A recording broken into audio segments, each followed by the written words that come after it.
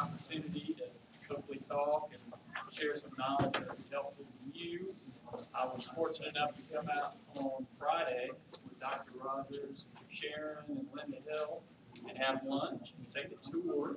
Been to a lot of places, spent a lot of time at the Myers Center, CES, other places. I've been here before, but hadn't really had the tour, so it was a great opportunity to see the place and get a feel for what's going on at PTA.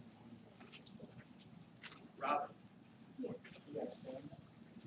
This is Robin Blackwood. I just want to introduce her. She's a very good friend of mine, somebody who I've worked with, helped her with some planning for her son, Sam, and she's helping me put this event together, so I really appreciate it. I want to recognize her. If I was really good with technology, I'd do a fancy presentation on this board, but I'm not good with technology, so it's going to be a lot more basic.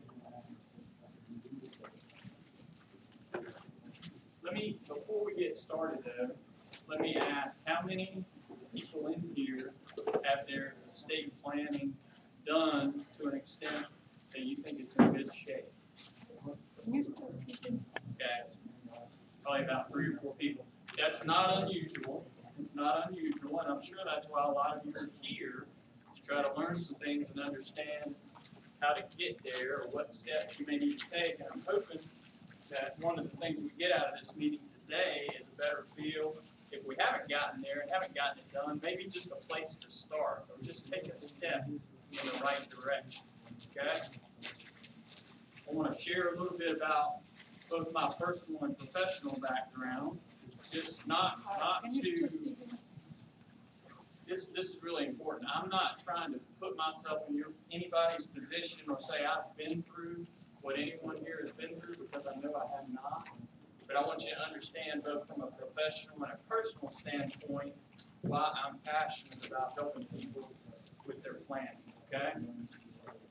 Originally, my professional background was as an attorney, and I did that for 9 years with a law firm here in town called Gallivan White & Boyd. And a good part of that time I spent doing estate planning. So I kind of lived in the world of planning. I've been doing planning of some capacity for the past 20 years. I started in 1995. It's hard to believe it's been 20 years, but it has. In 2003, our first child was born, Max, and he was born in November of 2003. The only problem was he wasn't supposed to be born until February of 2004. So he was born very premature, had a number of health issues in the hospital, and took us 3 months in the NICU and about 5 surgeries of different sorts, and he finally came home. Once he got home, he did very well in a lot of ways, but we noticed that there were substantial developmental delays that he had. He had already had 3 eye surgeries by the time he left the hospital, so really he's been legally blind in his left eye, really almost since birth. He's had cornea, retina issues, glaucoma later on, and he's had a total of about 5 eye surgeries. But again, overall, Max has done incredibly well. He's in the 4th grade now at Mitchell Road Christian Academy, doing well academically. He's also gotten ADHD, but it's something we're controlling and working with very well. He's been in the system really from the beginning. Being in the hospital, being born premature, he's kind of been in the system from the start. Starting with March of Dimes, Baby Net. He was at the Myers Center for 3 years. So we've experienced a lot of this, and he's been on Tepra Medicaid practically his entire life. So we've been down that road and dealt with some of those issues on medical care and Tepra Medicaid. Professionally, after Max was born, I kind of reassessed my whole situation, and I felt like there were certain things that I wanted to change, including my flexibility and my ability to do things from Max that I needed to do, but just overall a lifestyle change. So I left the practice law after 9 years practicing law. In 2006, I started a financial planning practice. I'm affiliated with Northwestern Mutual. And it really is because I'm passionate about planning. But because of my experiences, I'm also passionate specifically about special needs planning and helping families get over that hump. I think a lot of families who have a special needs child or special needs children are kind of doing the one day at a time. Let's just make it through the day. We've got so many things going on. Let's just get past this day, and we're not going to worry about a week from now, a month from now, or years from now. So what I try to help families do is look past that one day at a time and really do some good planning, not only for your special needs child, but for your entire family. So I often start out with clients focusing on making sure we have the planning in place we need for that special needs child or their special needs children, but sometimes it evolves, a number of times it evolves into more comprehensive financial planning where I'm helping them with their whole situation. Because just because we have a special needs child that takes a lot of our attention, I don't think that should force us to ignore the other planning that you need to be doing for your whole family. So I think it's important to do that. In 2008, I'm affiliated with Northwestern Mutual. As I said, in 2008, they developed a group of specialists around the country. I was one of about 30 people in the country who went up to our home office in Wisconsin, did some additional training. We've got additional resources to really focus as part of our practice on special needs planning. So that's what I've done for the past 7 years, and just continue to learn more about the local resources, the local opportunities to help folks with their planning. So it's been an interesting and very much a learning experience over the last 7 years.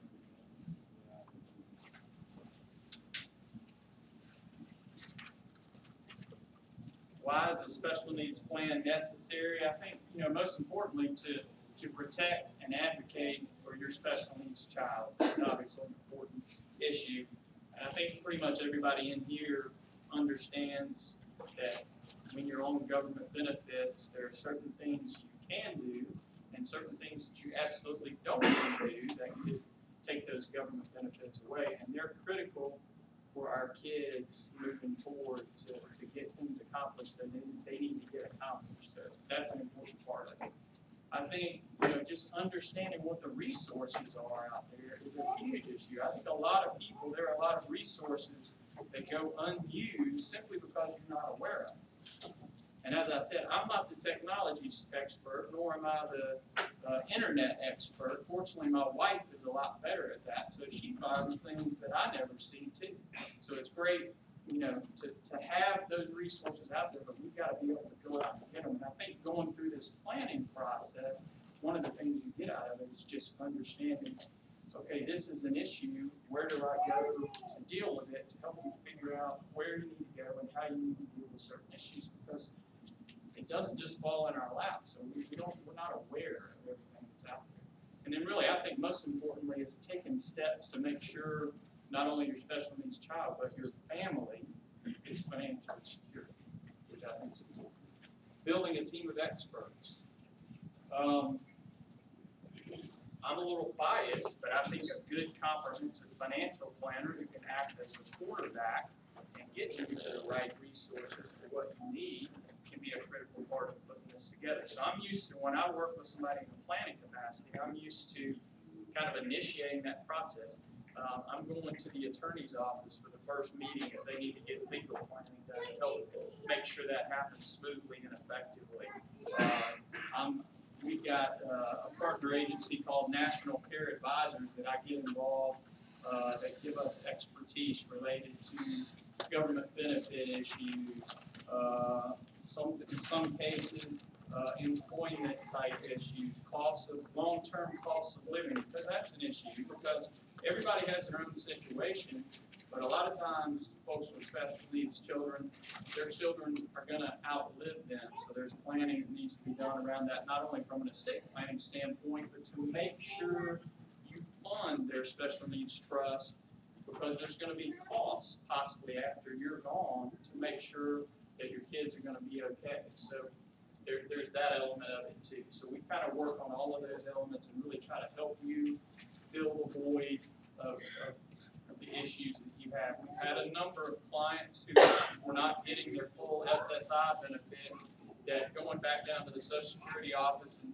doing things a little bit differently has allowed them to either increase or get a benefit that they weren't previously getting. So that could be an issue for someone that we could help.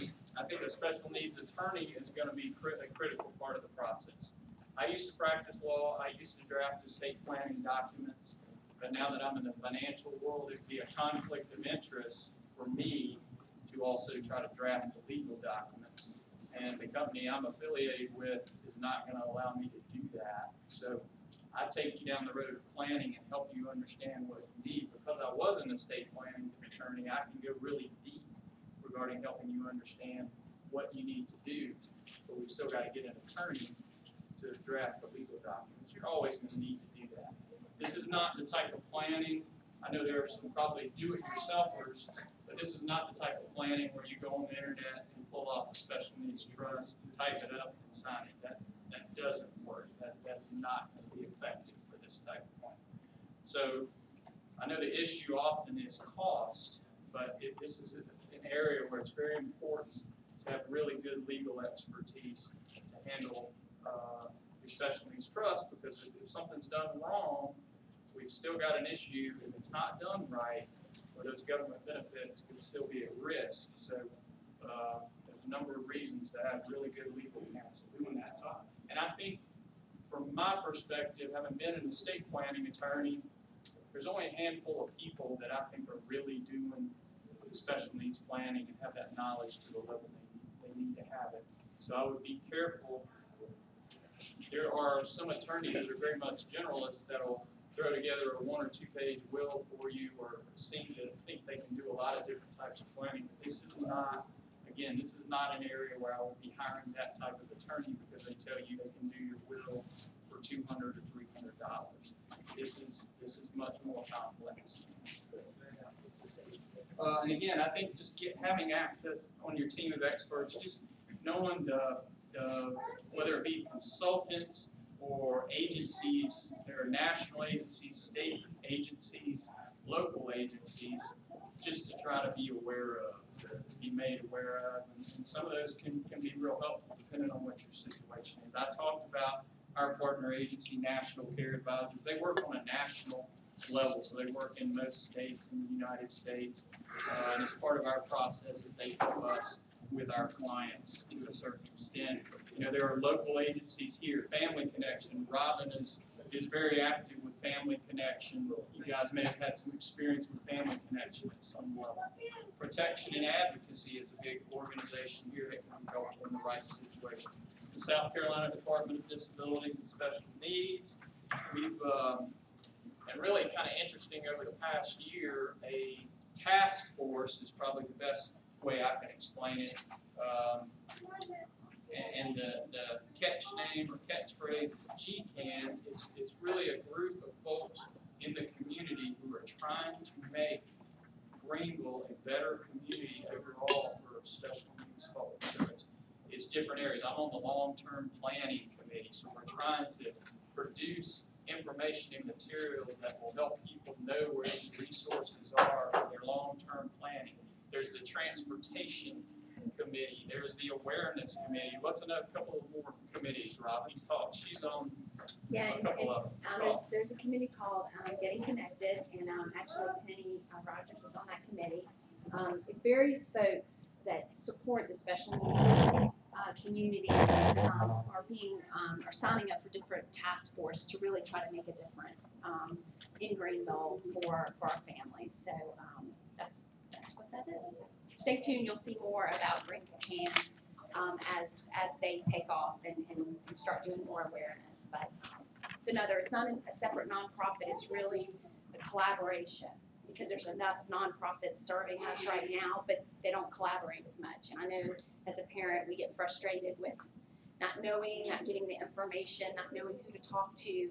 And Greenville Can's mission is really to help further and nurture the collaboration that we need for the families. So that's what that is. Thanks. So again, if that's something you want to get at, Dr. Rogers, myself, Robin, we're all involved in that to get you connected in.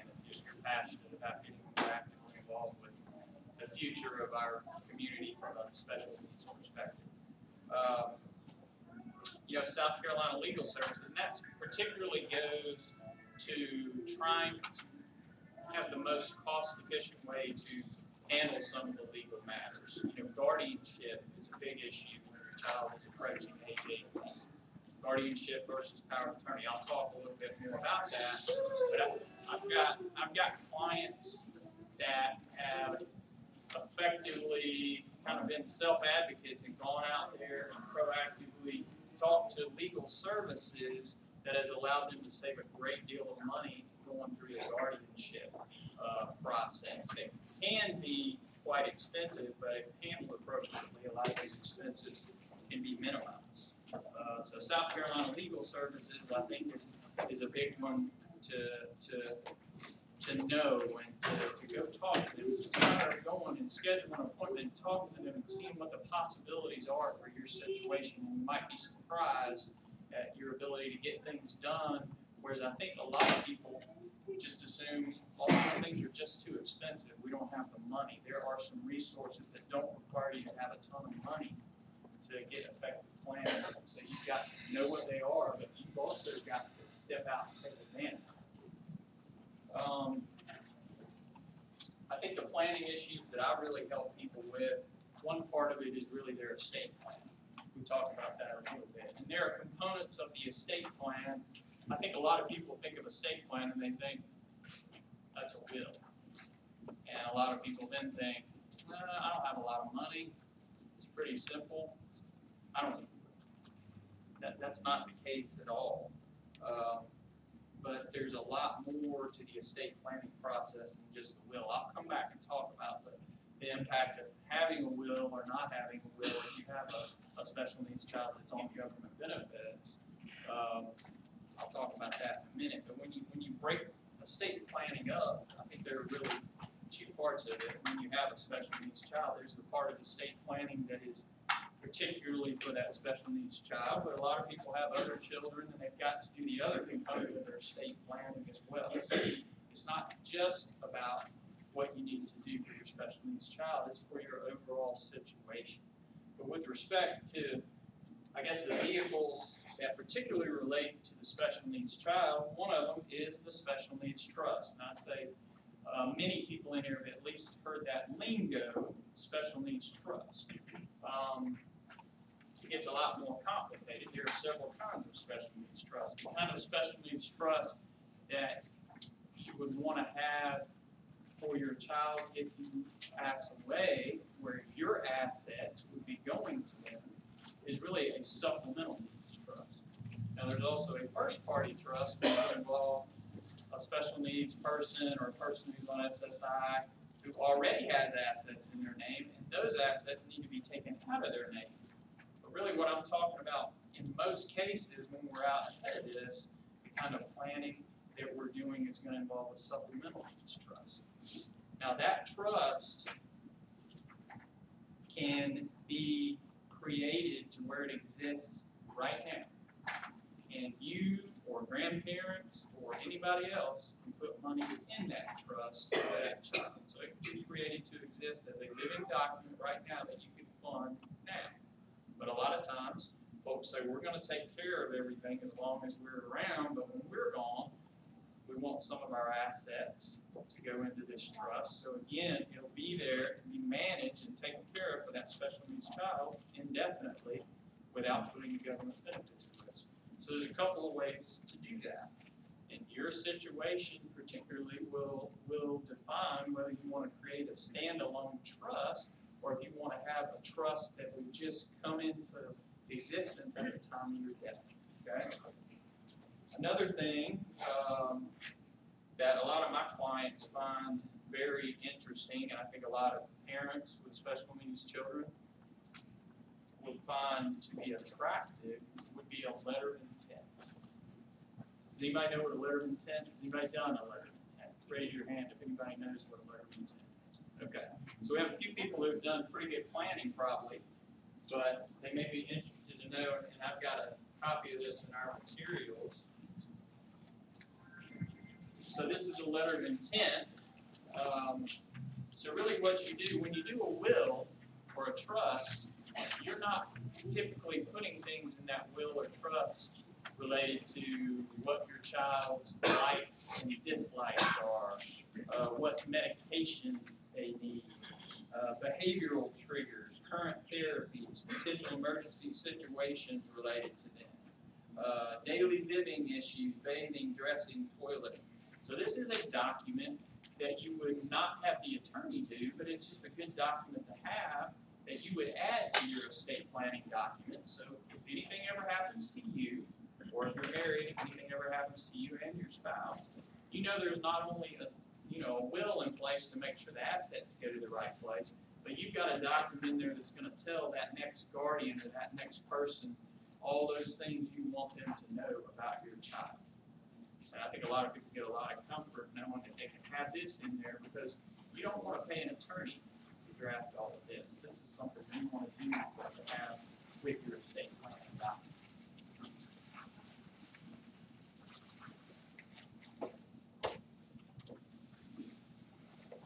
The other issue that we talked about, guardianship's a big issue as your child approaches age 18.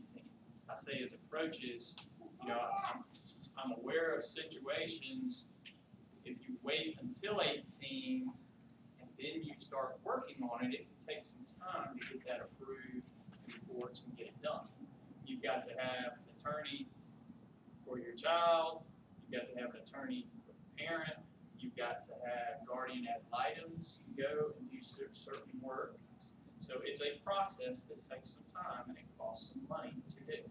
So the issue is you wait, your child's already 18.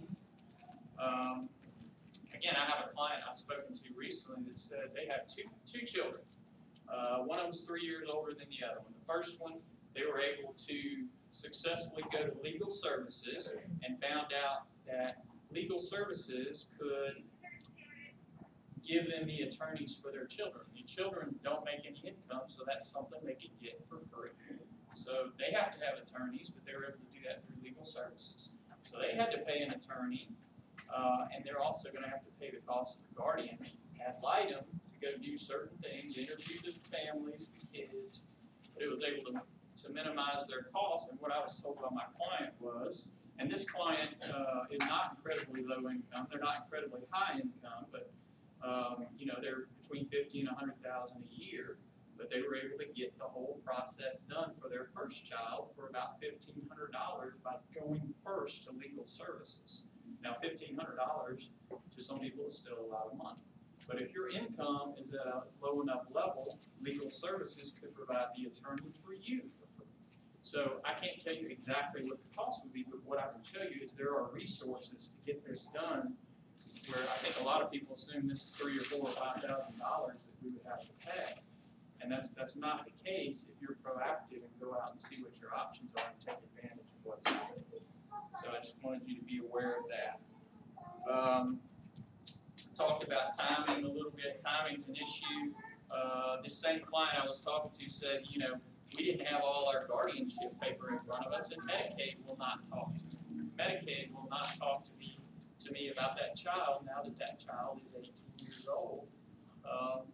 And they don't have the proper paperwork in front. Whereas my other child, the older one, they've got all the paperwork. They'll talk all day long. I had a child out of town that got sick. The physicians and the medical folks out of town would not talk to us because they didn't have all of the guardianship paperwork. So there's an issue about making sure not only that you get this done, but you really need to be out in front of it. If you're starting to talk about it and figure it out 6 months ahead of time, then you can timely have everything done when they turn 18, so you won't have a window or a gap where you've got some risk there.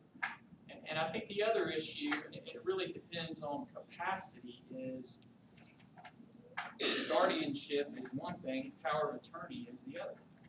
If the child has the capacity to give a parent a power of attorney, that is a much simpler and much less costly mechanism, because it's one power of attorney document that the child, once they turn 18, can sign to give power of attorney to their parent. And it's not a whole probate court process. It's simply signing a document. I'm very aware that a lot of the folks here have children that power of attorney is not going to be an option.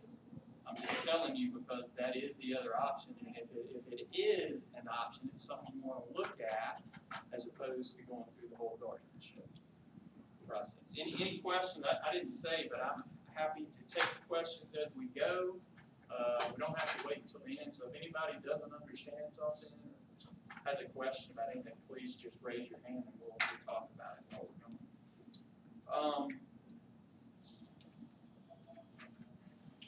So those are really the components of the estate plan that are really aimed at or tied to your special needs child. Now there's another part of the estate plan that, regardless of whether you have a special needs child or not, that everybody needs to consider having done. So really, when you think about from the parent's perspective, this generally good as a estate plan. Yes.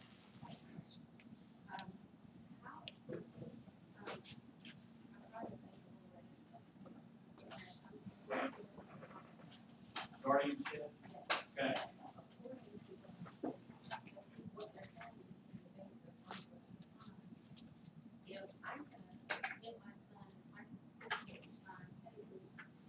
I know that he's not able to do this again if someone there accepting it. So if you're saying that if I'm able to get him to sign something, at what point do they consider that being okay? Because I mean, honestly, I think it's just too profound to understand what he's doing, but they're accepting it because I'm able to assist him.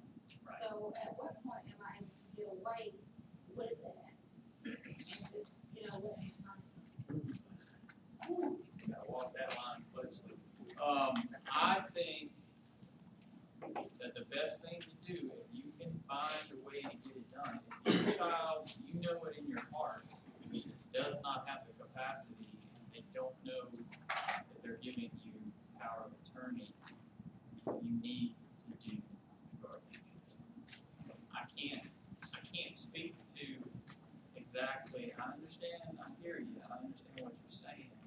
And I can't speak to, I've heard other stories where people help them sign the power of attorney and it gets passed, but at the end of the day, if your child doesn't have the capacity to give you that, you need to try to find a way to go through the guardianship process so there's never a question, you've done the right thing.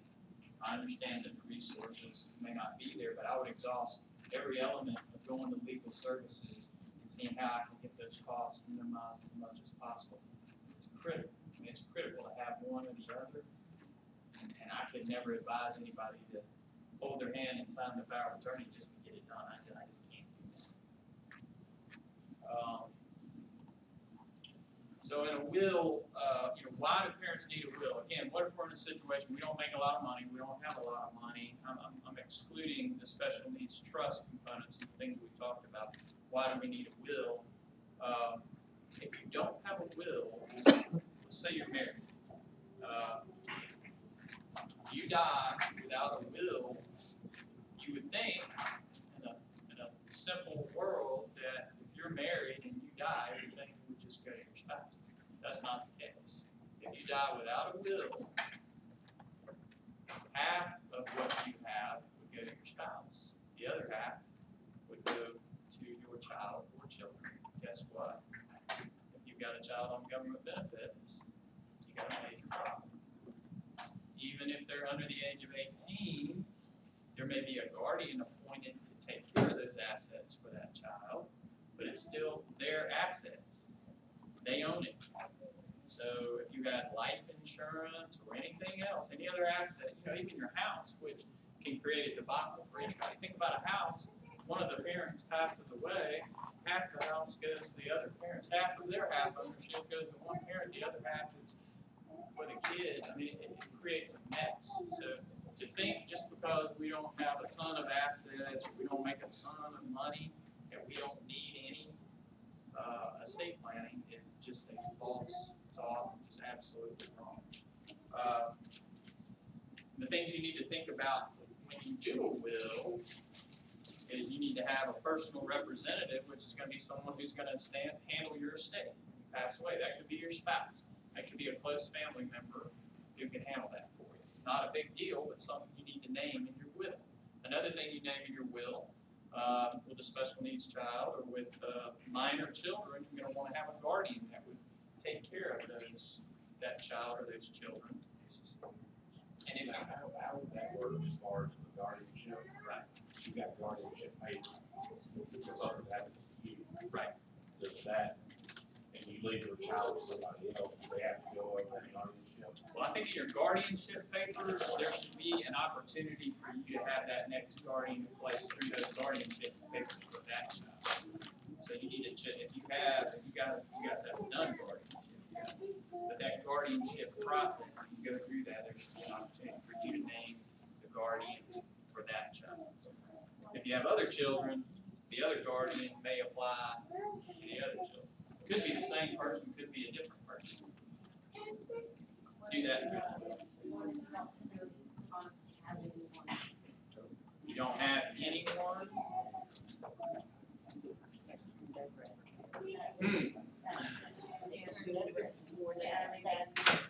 I guess I don't have a concrete answer to that. I think you probably name the best feasible person, because when it comes to the guardian, now you can have corporate trustees. Our company acts as corporate trustees. So I've got people that have estate planning, that are leaving some things in trust, even if it's a special needs trust, that if they die, we as a trust company manage those assets for them. But a lot of times they'll name a family member and have co-trustees. So we do all the professional asset management and all of that, but then we have a family member to watch over. The problem is guardian, an organization, we can't be a guardian. The guardian is literally physically taking care of that person. And that could be if you have nobody, that could be a tough challenge, but you gotta try to figure that one out the best you can. Yes. I have two guardians that happened to me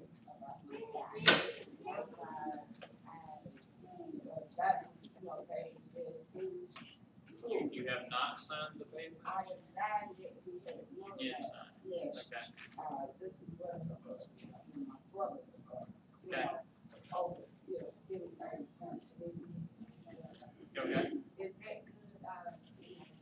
I'd have to see it. I'd have to see it because it usually requires 2 witnesses, notarization. There's specific requirements. And is that a will? Is that a will? Just a notarized statement? Again, I'd have to see that. You'd really want an attorney to look over. Again, even if it was legal services, they could look over it for you and make sure it would be effective. So either go to an attorney or go to legal services and have them look at it, and they can kind of sign off on that and let you know if that's really effective. Okay. One more question. Okay. Well, I've been married, separated now, but he have this land stuff from my daughter. Is that your daughter that's special needs? Yeah. You don't want him to do this? So it's gonna have, but, you know, she really did that, but I'm over her, I'm her guard. You know, but it's her stuff. I had to sign the paperwork, if anything happens, it goes to her, but I'm still her guard. But I don't know what it's gonna do. If he passes away, I mean, that's a good example. If he passes away and that money goes to her in her name, those benefits are gone until she gets back down to that $2,000 mark. So you have to spend those assets down, and then if she has $2,000 or less in assets, she can pick up the benefits again. But as long as she has that, and with land, it's hard because that's not liquid, that's not money, so you have to sell land potentially.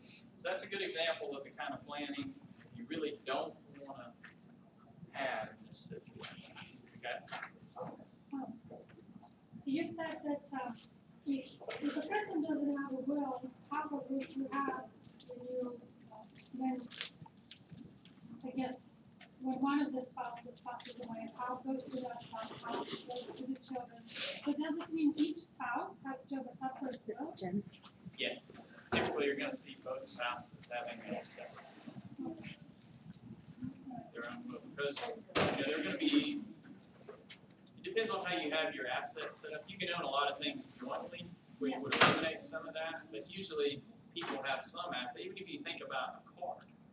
Typically, that may be owned by one spouse or the other. Now, if you do really good planning and get everything owned jointly, you can eliminate some of those things. But you also have to be careful. If you have a house, there are different ways to title that house. So you can title it joint with right of survivorship, but there's also another joint ownership that some attorneys do on the real estate. That means you effectively both own half the house. So you need to be real careful about how things are titled. Joint ownership can allow you to avoid probate and allow certain benefits, but you need to understand that. So again, if you go through this process with a good attorney, they're gonna make sure everything's titled appropriately, but we're not gonna run into a problem. And that's not just for special needs children. That's for everybody. Yeah, I mean, I was doing estate planning long before I got into special needs planning, and that was always the big issue about making sure, you have wills because of that very issue, once you have kids. But who is then the first person to go through this in any situation? Financial planner or the estate planning attorney? Well, if you have a good connection or a good referral straight to an estate planning attorney, you can do that. I'm in the habit of meeting with people that don't have their estate planning done. So part of the process that I do for them as part of their financial planning is make sure that we go to a good estate planning attorney and get them to check that off their list.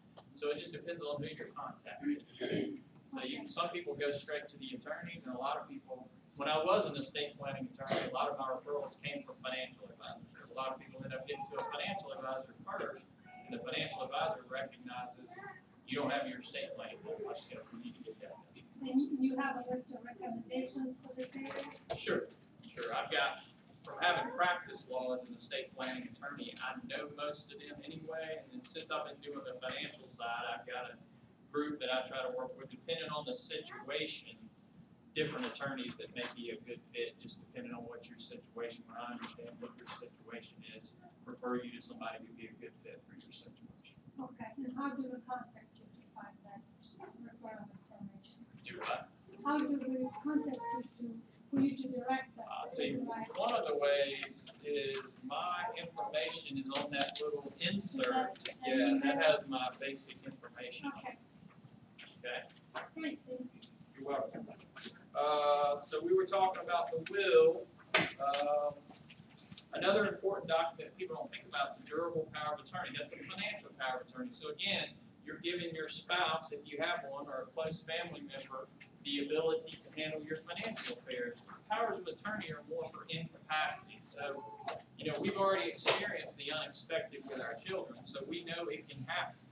A lot of times in planning, I get with people, that's not going to happen to me, that's not going to happen to me. Well, the surprising thing has already happened with us, so we're aware that it can happen. What if the next surprising thing happens and somebody gets in an accident or wreck, somebody gets sick, and they're incapacitated and they can't make their own decisions?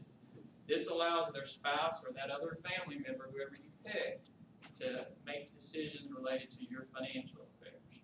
Now, there's also a healthcare power of attorney, where you appoint someone as an agent to make your healthcare decisions for you. And again, they're only doing that if you're incapacitated, unconscious, you can't tell the doctors what you want to do. So don't think that just because you've given somebody a healthcare power of attorney, they can walk in and tell the doctors to cut the switch off when you're sitting right there. That's not it at all. It's giving them that ability to make certain decisions if you can't do it for yourself.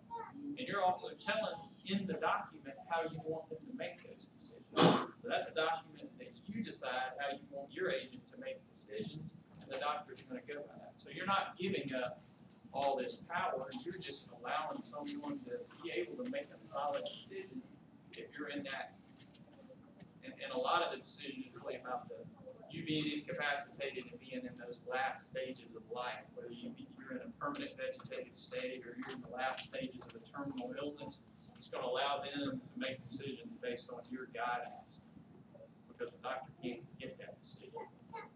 Okay?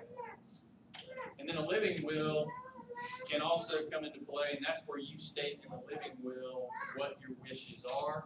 A lot of attorneys I notice are not doing those as much, because you can do the same things with the healthcare power of attorney as you can with a living will. So a lot of attorneys now are typically doing just the healthcare power of attorney and not a living will, because you can make a lot of the same decisions. And the healthcare power of attorney even allows you to make a few more decisions than the living will does.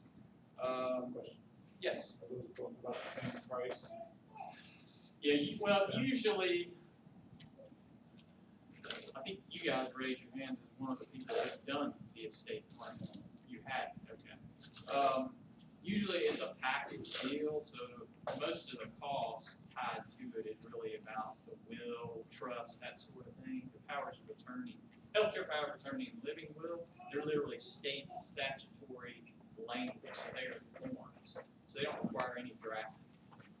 So they're not gonna cost much, if that's all you need to get. But that's gonna be part of the estate planning package. If you haven't done the bigger parts of it, that's just good planning to have that whole package, so that'll be all wrapped up together. Usually you're gonna get like a flat fee, range, quote, of how much it costs to do the whole package together. Because it really, from an estate planning attorney's perspective, it makes no sense to just do a will and not to do these other critical documents. I mean, you guys understand in the world we live in now, in healthcare, with HIPAA and all these things, you've got to give somebody the power to talk to doctors and do those things. If you're incapacitated, you can't do it. So it does not make any sense to go do a will and that's it. Make sure you get the whole package. Yes, ma'am. If you have guardianship and you have a son or daughter that has agreed to watch your child if something happens to you and your husband and they are in an accident, shouldn't you have 2 or 3 people that are listed in case? Yeah, I think so. And that's what you run into with estate planning in general. You always want to have at least one alternative, and you can have 2, and it depends on how far you want to go. You can take it to the end of the world. So you just have to figure out what's reasonable, but you can also always go back and amend. So if you have somebody as an alternate and something happens to them, you need to remember and go back and amend your documents, or you can have 2 or 3. If Whatever you feel you comfortable. only have one person listed and something happens to that one person, does your child then go to a ward of the state if you don't have another person For the listed? guardian Yes, specifically, you're gonna go back in front of the probate court and they're gonna but if decide. you're not there, if something happened to you and the, Well, I didn't mean to say you, your child and whoever the representative or their attorney even, they're gonna go back and hopefully you still have family members that would be involved at some point. But the court is gonna have to decide who that guardian is gonna be. And you won't have any input. That's the big thing. The court ultimately decides anyway. When you die, guardian for your kids, whether special needs or not, the court's gonna make that decision. But if you've laid that out in estate planning documents or in your guardianship documents, unless the court sees something fishy going on or some reason that person shouldn't be there, they're gonna give heavy weight to who you want it to be the next guardian. They're just gonna make sure that's still a good idea. but you should have more than one listed. Yeah, if you wanna be Yeah. really safe, you need to either have more than one listed, or you're just gonna have one alternative. If anything happens, you need to get back on those documents and get them changed and updated. So, I've done a lot in the past, documents where I named 2 or 3, just depends on the people. You know, I think the other big part of it is really the financial piece that gets more broad, and usually that's addressed after we've spent some time looking at the special needs estate planning, because everybody needs to have that in place, and that's critical for your special needs child. But when you think about your overall financial planning, you know, obviously I help people with asset preservation and distribution. That really is the estate planning part of it. But I also help people with asset accumulation. So again, whether you're thinking about saving for education, saving for retirement, those things. And then risk management. Again, we've all experienced the unexpected. Well, what if the single parent or one of the spouses doesn't make it home next week? What if somebody's in an accident or gets sick and is no longer going to be able to work, or is no longer going to be able to be the primary caretaker for your child? You've got to have plans, and there are things you can do about that to help with those situations. But you need to understand what's doable. So I try to help people understand that. So that's all I'll say about that. But that's a big part of what I do as well, in addition to the estate planning piece and making sure they get that in place. Is really, I do financial plans.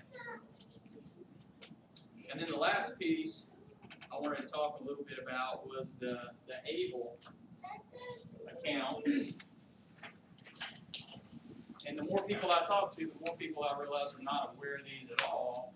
Now the problem is they've been approved by Congress and the President in December of 2014. But now they're in the political process of the regulations being finalized on the federal level, but also the states are going to have to do their thing and set up their own regulations. Just like with 529 plans, which are education accounts, it's going to be a very similar process with these ABLE accounts. What the ABLE accounts do, for those of you that don't know, they're going to be an account that you can actually put money in and go above that $2,000 maximum for a child with special needs. You can put as much as $100,000 in these accounts. So it's going to allow people to do what they were previously so frustrated that they were not able to do, is build up assets with the special needs child being the beneficiary of that. But they're not going to let you, in my opinion, they're not letting those accounts be big enough to replace special needs trusts. And they're also not allowing things like life insurance to transfer into an ABLE account.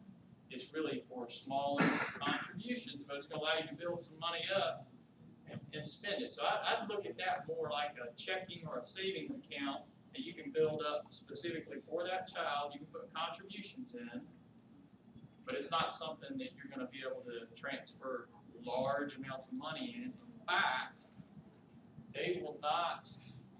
I just literally, about an hour before I came to this, our advanced planning folks, our attorneys in our corporate office came out with a piece on these ABLE accounts that I was able to review and highlight. So I'm going to review a couple of things from that gives you a good flavor of what you can and can't do with these things. So the benefit is that you can have more than $2,000 in an account where the beneficiary is the special needs child without putting the government benefits at risk.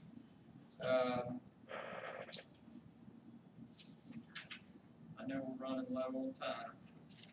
Anyone can contribute to the accounts, including the disabled individual. So some, if they're able to work part-time or make some income, I know a lot of the children here are not going to be in that situation, but if you are, you can put your own income into these things, which is nice too, if you're ever able to work part-time. Now here's one of the limitations. The contribution limits are $14,000, and that's not, the $14,000 under tax laws is usually the most an individual can gift to somebody else without having to file a gift tax return. But here, what they're saying is $14,000 total into one account. So if you got 7 people, the 7 people together can only put $14,000 in, not $14,000 per person. So they're not going to let you load these things up in a given year. It's pretty low numbers. Yes? So when your child is old enough to start getting Social Security, can you use this account, ABLE account, just to have the SSI Put that money? deposited directly into Yep. the ABLE? Just be able to put that money in that account and save it up in there. Exactly right. Again, I talked about the $100,000 limit. If you go over the $100,000, it really is 102 because you're still going to get that 2,000 on top of the 100 that you put in here. So if you go above 102, SSI payments would be suspended until you go back below it. You'd stay on Medicaid, but the SSI payments would be suspended until you got back below that 102. I'm sorry, you lost me. 102, I thought you said it was 14,000. I'm sorry, that's a yearly maximum that you can put into the account. As far as the total balance the account grows to, you can go up to 100,000 in the account, but they're gonna allow that additional 2,000 that is the current rule, that's the most you can have, okay? So you can have 100, I would just think in terms of 100, that's a little confusing. Just think in terms of 100. 100,000 is the most you'd be able to get. 14,000 is the most you can go into it in 1 year. Each beneficiary is limited to one ABLE account. This was something I talked about already. Can I contribute appreciating assets or life insurance? No. All contributions must be cash. You can't contribute other types of assets. Qualified expenses. They have to be qualified expenses. Those include expenses for education, housing, transportation, employment training, personal support services, prevention and wellness, financial management services, legal fees, funeral expenses. That's what's listed on this information. I think the biggest advantage of these are they're simple. You don't have to have trustees, trust. They're a simple account once they're set up that you're going to be able to go to, whether you're putting SSI benefits in there, whether parents, family, friends want to make contributions. You just have to be careful about the limits of what's going into them. Now, a disadvantage, what happens to the money if the disabled beneficiary dies? Medicaid gets reimbursed first. So unlike your special needs trust, if you set it up the right way, if you have your special needs trust and money or life insurance or whatever goes into that, if that child passes away, that money can all stay in your family and go to somebody else in your family. These accounts, Medicaid is going to get their reimbursement first before any balance would go back to the family. Yes?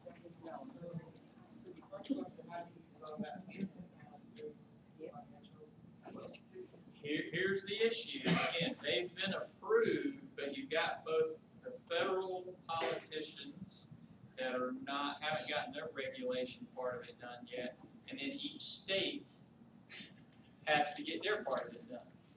In an idealistic world, we're hoping that all that gets done by the end of this year. In the real world, I've already got an updated article, actually, that Robin sent me about 2 days ago, that says realistically it may be 2016 or 2017 in some states before they're up and running. They are going to kind of look like 529 plans, it appears, through investment brokerage firms, that sort of thing. You'd be able to open one of these accounts, but they're not there yet. So they've been approved, which is the good news. You're speaking on something that's not existing, right? Not existing, but approved. So it's just going to take a little time. I think in the article I looked at, I think it said 29 active bills are under consideration in state legislatures in 29 states, and draft bills are in the works in an additional 7. Unfortunately, I haven't seen anything that South Carolina is one of those states. But again, the states can go as fast as they want to, but we've still got to wait on the federal side of it, which the best information we've got is they're trying to get that done by the end of the summer. So I think set your sights maybe on 2016 and hope for the best. But they're out there, they're coming, which is exciting news. We just hope it doesn't take too long. Well, it sounds like special needs trust might be just as good, so what's the benefit? I mean, Less costly, it's going to cost you next to nothing to set it up. The ABLE account? The ABLE account, once it's in place, it'll cost you very little to set it up. It'll just be simple, just like any other account you have, any other investment account you have. You can just manage it, put money in, take it out for qualified expenses. It'll just be a lot simpler But and less costly.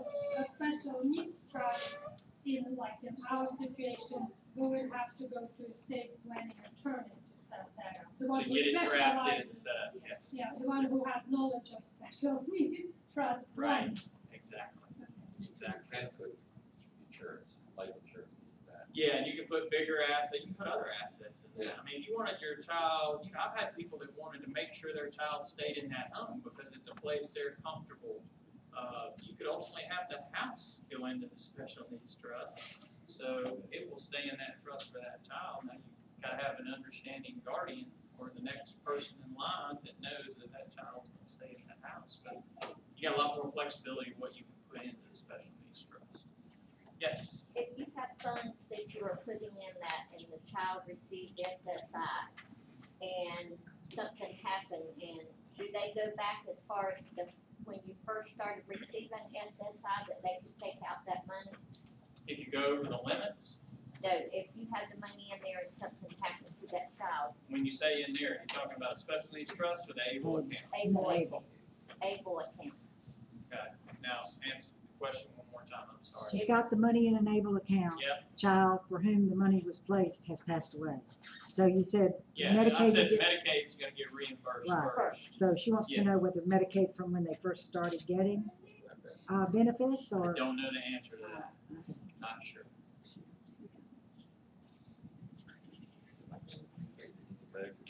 That could be kind of bad. When you first started, yeah, they could take over half of it, what you have. For the child, for like housing, is not housing for the whole family, and. Yeah, I think you're gonna have to tie it to the child, but just, I'm sure there's a little bit of flexibility, I can't answer that question accurately, extensively, but you're gonna have to be able to tie it legitimately to the child. Of that, just like you do to get SSI, you know, charging, not having to charge the child rent, they're getting the SSI. You have to document that, probably a similar documentation that you wanna have in case you got audited on that. Has this been helpful? I hope somebody will go out and either contact me or someone and get some good planning, whether it be estate planning, financial planning, whatever you know you need to do. I hope it helps you take that next step to do that. Thank you. Thank you.